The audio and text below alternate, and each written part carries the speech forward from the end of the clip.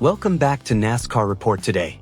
If you're new here, make sure you hit that subscribe button and help us reach our goal of 1,000 subscribers. Today we're digging into one of the quietest, strangest stories to hit the NASCAR Cup Series garage this season.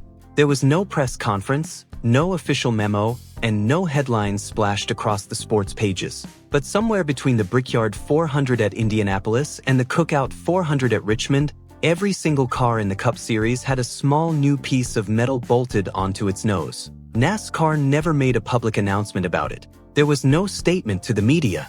The part simply showed up on every car starting at North Wilkesboro Speedway, and teams were told to install it. No explanation was handed to fans. But inside the garage, crew members started talking about it almost immediately. 2 weeks later, Joey Logano won a race and, right there on camera, explained exactly what that small piece of metal had taken away from somebody else. Then Dale Earnhardt Jr. sat down and asked the one question nobody has been able to answer cleanly since. If this change did what some drivers believe it did, then the fastest manufacturer of the 2026 season may have quietly lost the very thing that made it so fast.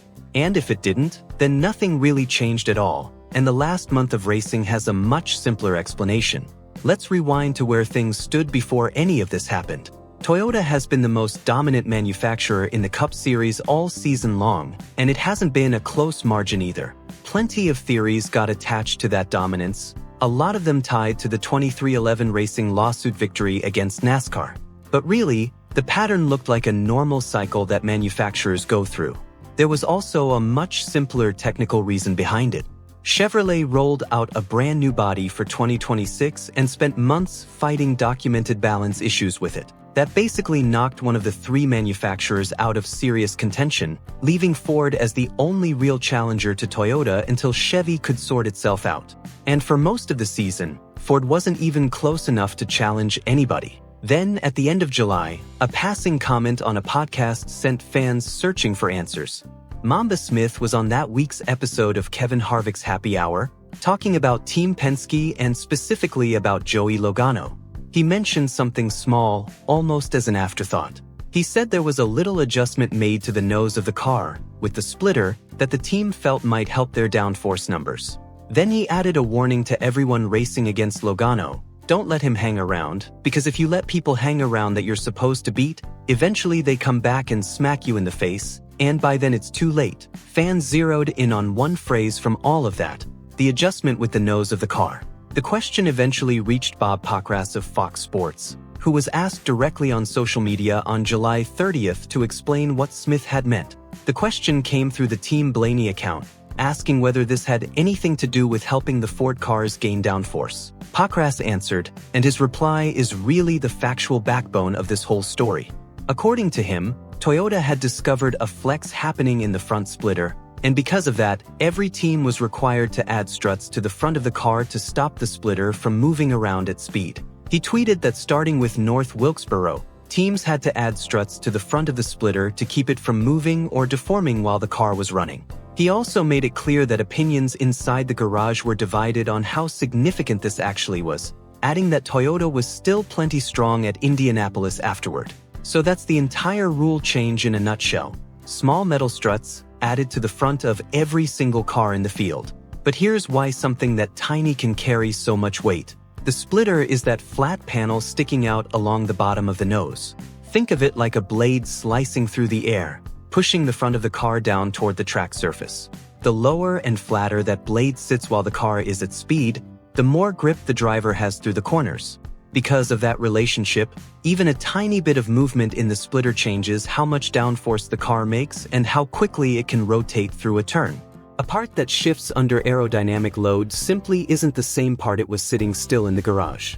And that mechanism is at the heart of every claim that followed. Brad Keselowski saw Pockrass's explanation and responded publicly, saying this didn't get much media attention, but it was actually a big deal.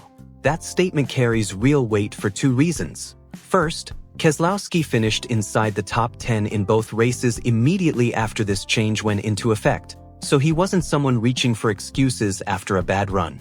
Second, he's not just a driver, he's also a team owner, which puts him on both sides of the conversation, with access to both the engineering side and the driver's seat.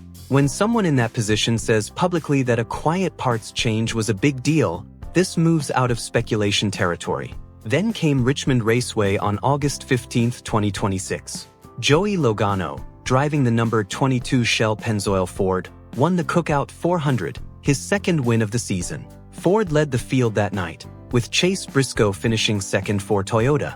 Afterward, a reporter from The Athletic asked Logano if he now felt like a real threat to win a fourth championship, especially on the intermediate tracks. Logano didn't dodge the question. He said he felt much better about it now, explaining that some of the recent rule changes had helped his team, bringing back some of the competitors who'd been taking advantage of certain things, more in line with everybody else. Sit with that phrase for a second. Some of the guys who were taking advantage of some of that stuff. That's a race winner saying on camera that another group of teams had something and now they don't. The Athletic's reporting later added names to the story for the first time. It described how the front splitter on some cars had been shifting slightly in the airflow at speed, and that NASCAR stepped in around the North Wilkesboro weekend and required teams to brace and stabilize the part so it couldn't be manipulated or move with the airflow in a way that created an advantage. But the reporting also included the qualifier that matters most here.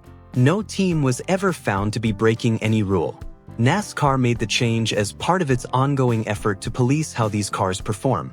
The previous splitter setup had reportedly been most closely linked to the Toyota teams at Joe Gibbs Racing and 2311 Racing. Again, no violations were ever reported against anyone. That brings us to Dale Earnhardt Jr., who put the most detailed explanation on record.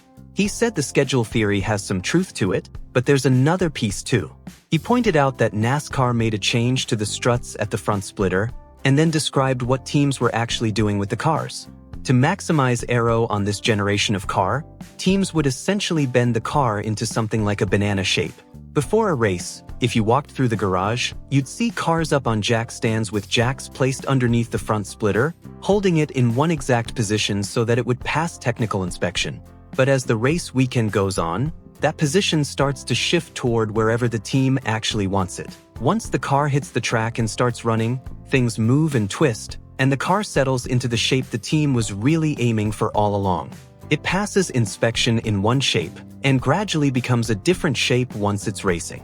Earnhardt Jr. said NASCAR decided to put a stop to that because officials felt certain teams, or maybe certain manufacturers, were doing it more effectively than others. So NASCAR changed how that front structure is held in place, taking some of that banana effect out of the equation. When he talked to people in the garage about it, he got two completely different answers.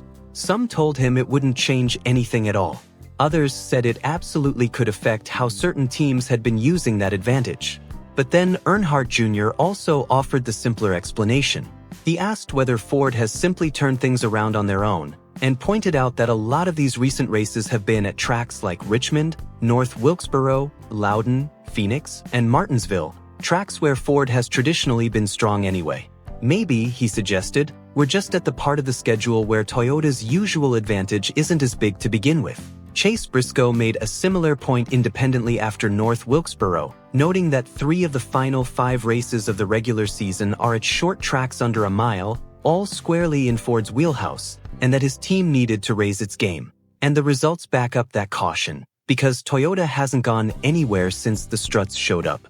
At North Wilkesboro, Toyota held 4 of the top 6 spots, including 2nd through 4th. Denny Hamlin finished runner-up and called his team just a smidge off, picking up his league-leading 11th top 5 finish of the season and stretching his points lead.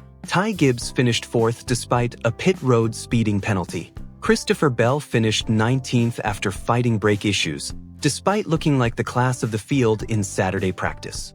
At Indianapolis, Toyota finished 1st, 2nd, 4th, and 5th in the Brickyard 400, won by Corey Heim, the youngest Brickyard winner since Jeff Gordon back in 1994. At Iowa, Toyota again produced the race winner along with several top 6 finishers.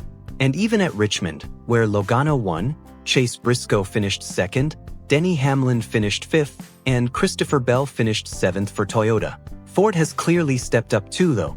At North Wilkesboro, Ford had 5 of the top 11 finishers. Logano led 323 of 450 laps at that historic short track and won by nearly a full second, snapping a 45-race winless streak. The win came down to a pit strategy call where his crew undercut a competitor by a lap before Logano rejoined the field just ahead and reclaimed the lead with 70 laps to go. At Indianapolis, Logano finished third, with Ford placing 4 cars in the top 8 and 7 cars in the top 15. But both of those tracks are ones where Ford has historically run well anyway, which is exactly the point Earnhardt Jr. was making. So he offered the real test. Send these cars to a 1.5 mile track, he said, and then we'll know more. If Ford is running up front and it's a genuinely mixed bag of manufacturers in the top 5 at a track where Toyota has dominated all year, that's when he'd start believing the rule change really mattered. He did leave room for the idea that some of this improvement is simply Ford finding gains on their own. Here's the structural fact underneath his whole argument. Toyota's biggest advantage this season has been on the intermediate, 1.5 mile tracks, and NASCAR hasn't raced on one of those since the struts were mandated.